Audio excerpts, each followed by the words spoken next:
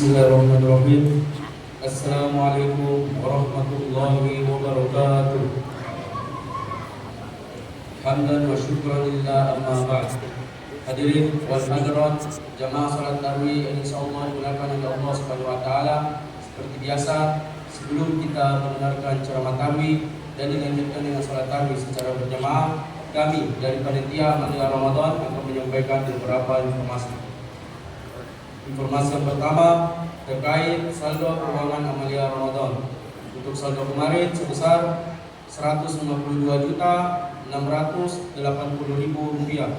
Adapun pemasukan untuk sholat tarawih kemarin sebesar Rp5.550.000. Untuk sholat subuh sebesar Rp3.475.000. Jadi jumlah pemasukan sebesar Rp9.025.000. Jadi saldo keuangan Amalia Ramadan dari malam pertama hingga malam hari ini, alhamdulillahirabbil alamin, sebesar Rp161.705.000. Kami ulang, Rp161.705.000. Dan informasi yang kedua, nama-nama yang akan membawakan konsumsi buka puasa untuk besok sore hari ke-26. Yang pertama, Hajjah Malika Khairuddin. Yang kedua, Irma Adnan. Yang ketiga, Hajjah Nurlia Jumahe. Yang keempat, Hajjah Saharia Ancu. Yang kelima, Hajjah Syamsuddin. Yang keenam, Tri Indra Jaya. Yang ketujuh, Kamisa. Yang kedelapan, Ratna Rahim. Yang kesembilan, Sumarni Puardi. Yang kesepuluh, Hajjah Ria Rusli. Yang ke-11, Hajjah Fatma Agus. Yang ke-12, Kasma Sadli. Yang ke-13, Senia Anwar. Yang ke-14, Farida Ansar. Yang ke-15, Nana Iwan. Yang ke-16, Darna Idris. Yang ke-17, Ratna Arafah. Yang ke-18, Hajjah Irma Raul. Yang ke-19, Hajjah Kasma Andi Sumidin. Yang ke-20, Wati Mustari. Yang ke-21, Mardiana Suryadin. Yang ke-22, Hajjah Aisyah Yusuf. Yang ke-23, Rizna Abu Bakar.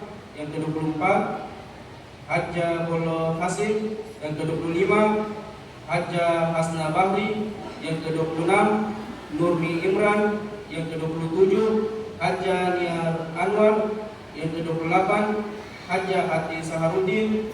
Yang ke-29, Deng Juhe Sahere. Yang ke-30, Ana Adi.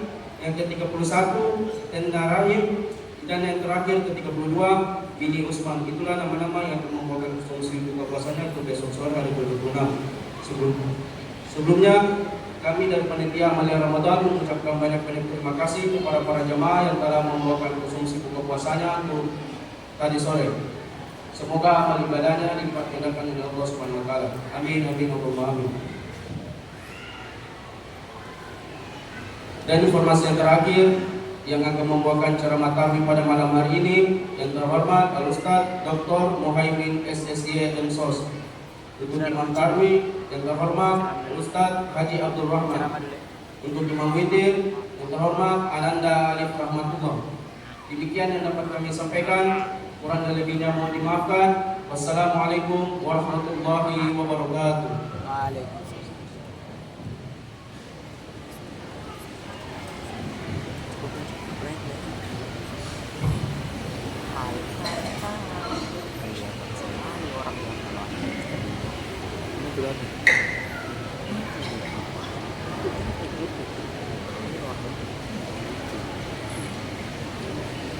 Bismillahirrahmanirrahim. Assalamualaikum warahmatullahi wabarakatuh.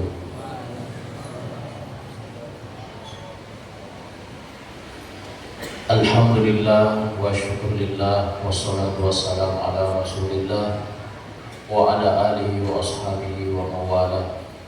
Hadirin wal hadirat jamaah tarawih rahimakumullah.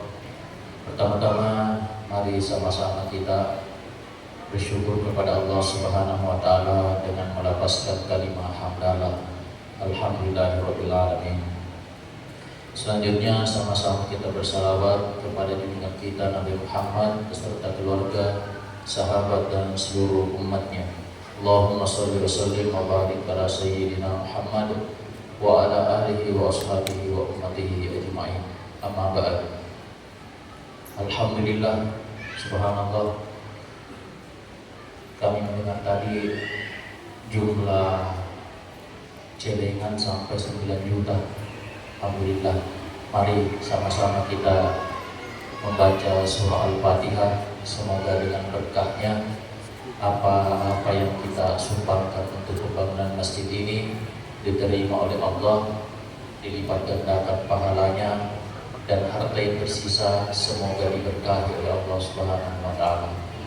Ila hadratin Nabi Mustafa Muhammad sallallahu alaihi wasallam wa ala kulli niyatin salihah. Al-Fatihah. A'udzubillahi minasyaitonir rajim. Iya,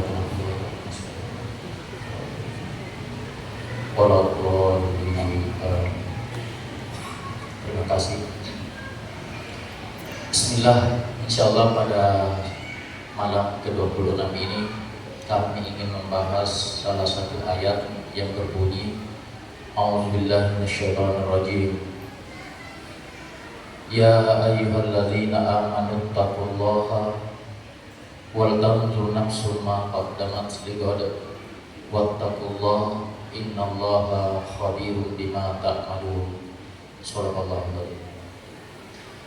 Di dalam ayat ini setidaknya ada 3 pesan yang ingin Allah Subhanahu wa taala sampaikan kepada kita hamba-hambanya yang beriman.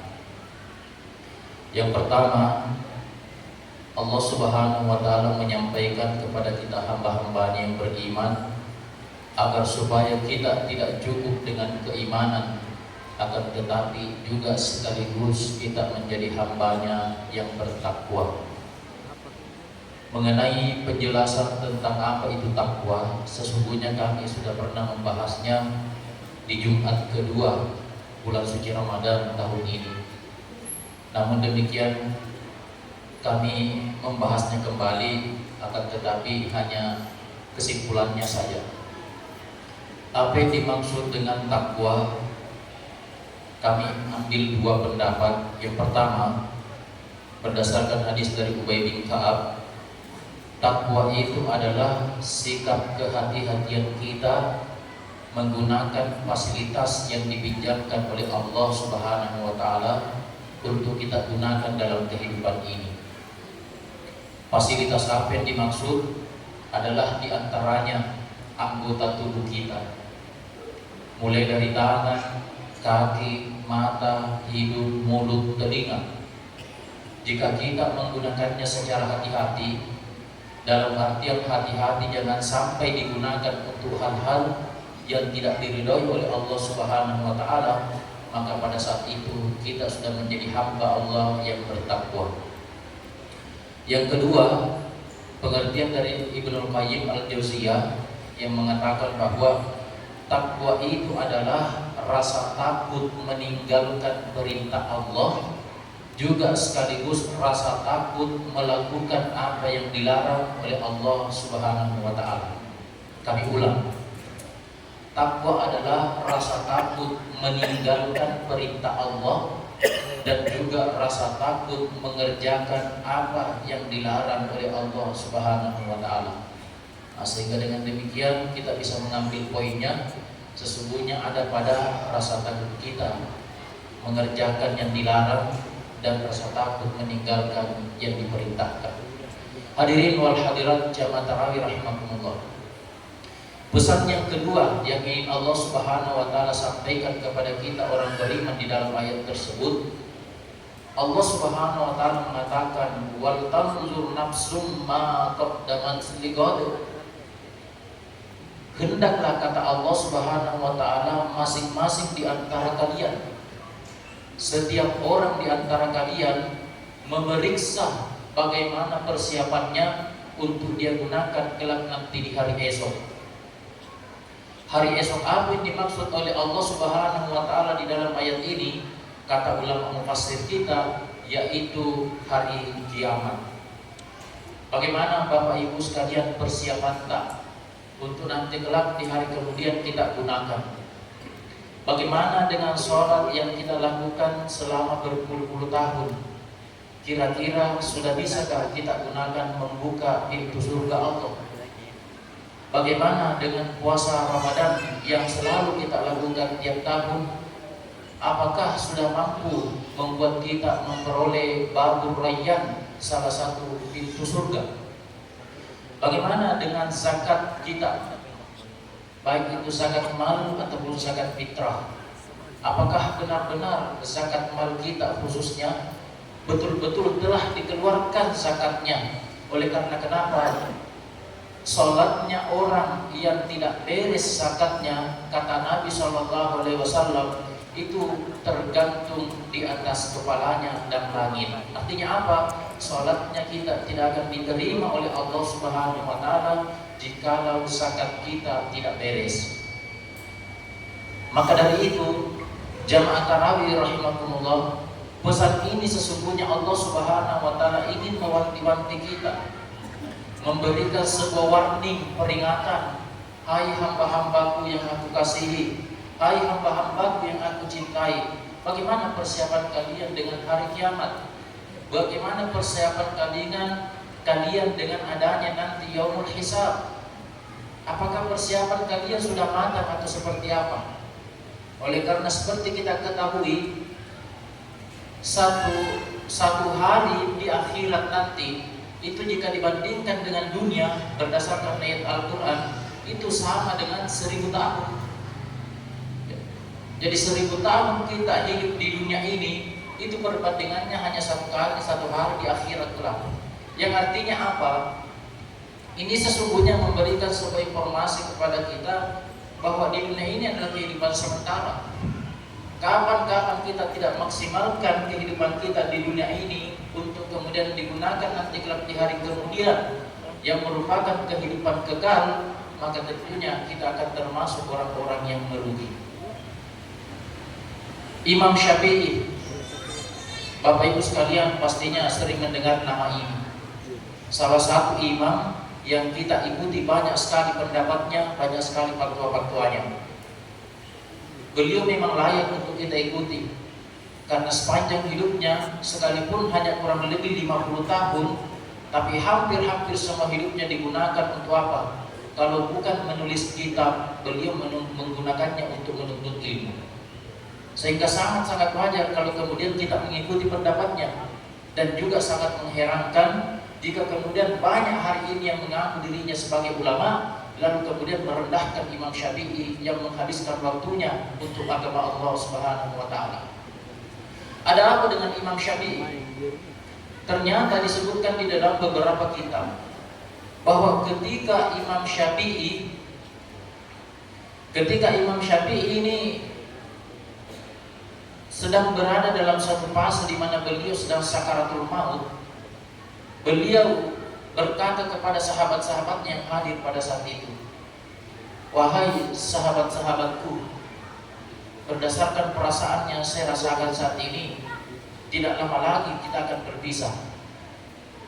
Wahai dunia, tidak lama lagi aku akan meninggalkanmu. Tapi saya tidak tahu saat ini apakah saya harus bersedih atau saya harus bergembira. Mengapa? Karena saya tidak tahu apakah saya ini termasuk orang yang selamat atau jangan-jangan termasuk orang yang celaka nanti kelak di hari kemudian." Di sini kita bisa membayangkan jamaah tarawih rahimakumullah, selebel Imam Syafi'i yang kalau Ramadan Al-Qur'annya 3 kali tamat dalam sehari, sholat sunnatnya dalam semalam beratus-ratus rakaat, puasa sunnahnya jangan pernah lagi kita tanyakan, sedekahnya terlebih-lebih. Tapi ternyata ketika beliau menghadapi sakaratul maut, beliau tidak bisa menentukan, beliau tidak bisa memastikan apakah dirinya termasuk orang yang selamat ataukah orang yang ternyata mendapatkan kecelakaan. Imam Ahmad bin Hanbal, ketika beliau sakit, Sangat parah sakitnya itu, sampai-sampai kemudian anaknya curiga, jangan-jangan ayahnya ini tidak akan lama lagi meninggal. Hingga akhirnya pada saat itu sang anak mengatakan kepada ayahnya, "Ya abati, wahai bapakku, qul la ilaha illallah." Tapi apa kata Imam Ahmad bin Hanbal? Tidak, nanti. Berkata lagi anaknya, "Qul ya abati la ilaha illallah." Tapi kata Imam Ahmad, tidak, nanti. Berkata lagi si anak, "Baca ya bapak, wahai ayah, baca la ilaha illallah." Kata Imam Ahmad, tidak, nanti. Hingga pada saat itu tiba-tiba Imam Ahmad bin Hanbal ingat-ingatan, pingsan beliau. Beberapa saat kemudian tersadar. Ketika perasaannya sudah enakan, ditanya sama anaknya, "Wahai ayah, beberapa jam yang lalu saya menuntunmu membaca la ilaha illallah, tapi kok kemudian engkau mengatakan tidak, nanti, tidak, nanti, tidak, nanti. Apa maksudnya itu, wahai ayah anda?" Kata Imam Ahmad bin Hanbal, "Tadi waktu saya merasakan sakit yang sangat luar biasa, tiba-tiba iblis datang dan dia menggigit jari-jariku. Saat dia menggigit jari-jariku, dia terus mengatakan, 'Sini, ayo bersamaku.' Maka saya katakan, 'Tidak, nanti.' Dia semakin menggigit, sambil mengatakan, 'Sini cepat.' Saya katakan, 'Tidak, nanti, tidak, nanti.'" Suatu pelajaran berharga bagi kita yang masih hari ini diberikan umur panjang. Imam Ahmad bin Hanbal, ternyata apa kata anaknya, sholat sunnahnya ketika beliau dalam keadaan normal itu tidak pernah kurang dari 130 rakaat. Ketika dipenjara karena mempertahankan pendapatnya, dipaksa oleh pemerintah pada saat itu untuk mengikuti pendapat pemerintah, tapi kemudian beliau bersikukuh, bersedekah bahwasanya saya tetap pada pendapat saya. Dia di penjara. Saat di penjara, sholat sunnahnya bertambah menjadi 150 rakaat sehari semalam. Tapi ketika beliau sakit yang hampir-hampir membuatnya wafat, ternyata iblis masih datang mengganggunya. Bagaimana dengan kita hari ini? Yang sholat sunnah rawatibnya saja terbatas. Jangankan sholat sunnah, bahkan masih ada di luar sana saudara-saudara kita yang justru bahkan sholat wajibnya masih tidak dihiraukan, puasanya, zakatnya, dan lain sebagainya. Maka dari itu, kembali lagi kami ingatkan pesan Allah Subhanahu wa taala kepada kita hamba-hambanya yang beriman. Wal tanzur nafsu ma qaddamat lighad. Hendaklah tiap hari kita ini memeriksa diri kita, bagaimana persiapan kita untuk kita gunakan nanti kelak di hari akhir yang terakhir. Di ujung ayat ini Allah katakan apa? Innallaha khabirum bima ta'malun. Sesungguhnya Allah Subhanahu wa taala Maha tahu atas apa yang kita lakukan dalam kehidupan kita. Besar kecil amal itu lakukan Bapak Ibu sekalian. Sebagai penutup, sebenarnya masih banyak keterangan tentang ayat ini, tapi kami batasi. Yang terakhir, di saat Imam Al-Ghazali beberapa hari setelah dikebumikan, salah seorang muridnya melaksanakan ibadah umrah dengan niat untuk sang guru. Di saat beliau umrah ini, beliau sempatkan diri baring-baring di dekat Ka'bah. Ternyata pada Allah, atas izin Allah, tertidur beliau. Dalam tidurnya ternyata dibuat bermimpi oleh Allah, ketemu dengan sang guru. Wajahnya cerah, terlihat bahwa beliau bergembira dengan keadaannya saat itu. Sang murid lalu bertanya, "Wahai Gurunda, alhamdulillah, subhanallah, saya sudah menduga bahwa pasti engkau bahagia. Saya sudah menduga bahwa pasti engkau senang.